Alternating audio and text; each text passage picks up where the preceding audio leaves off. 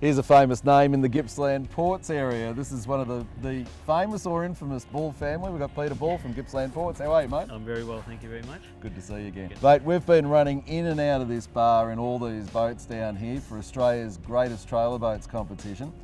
Somebody comes down here, wants to have a bit of a holiday, wants to go outside and do a bit of fishing. Maybe they're a bit of a novice or something. What do we look for? Well, there's a load of information available for the first timer down here. Gippsland Ports website contains a lot of information, including real life video of the bar and the conditions, and also the tide conditions. You can actually get online on your iPad, on your iPhone, on anything nowadays, and actually see the bar. So you can plan your trip if you're a couple of mile inland or a fair way away. You can plan your trip, you can look at the bar in real live time. We also have a boating guide of the area, which encompasses all the safety features and the amenities that are around the lakes and the zoning rules and such. So if you're a first timer, come down here, a little bit of a read up and look around, and I'm sure you'll be all right. Weather is just such a big thing. Weather, swell, the bar conditions, the tide conditions, such huge factors when we're crossing bars. And as a consequence of that, you need to plan your trip so that as well as having a look at the conditions when you go out, you have a bit of an idea how long you're going to be out for, and have a look at the tide chart so that you know what conditions you're going to come back in. And most importantly, pick them and the capabilities of your boat, know your boat, and have all your safety gear ready. Basic safety precautions and legal precautions. We can't cross a bar unless we're wearing these things, can we? That's correct, yep. And when you're crossing the bar, the local Coast Guard, you radio into them that you are leaving, and also when you're returning. And provide them with a bit of information when you do radio in on how many people are on board and how long your duration of your voyage will predictably be.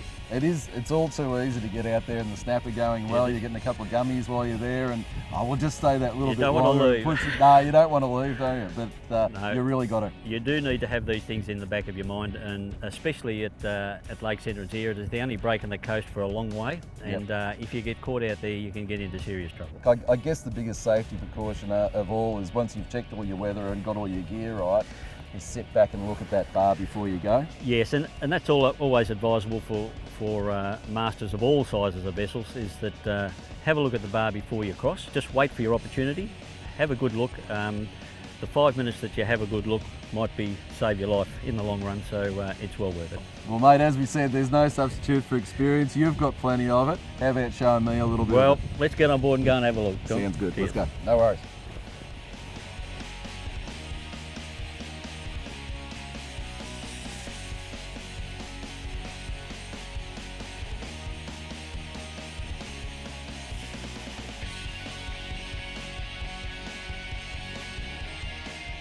So mate, we've had a pretty good look here. The bar's fairly clean. There's a couple of sets occasionally.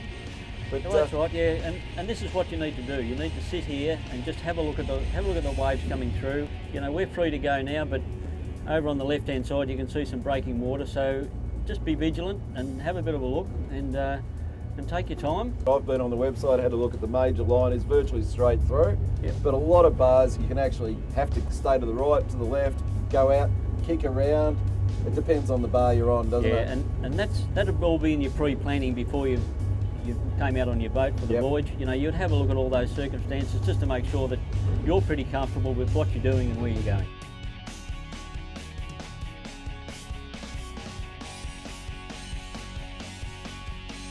So Peter, we've been out, we've been having a good little fish, and all of a sudden the wind's come up.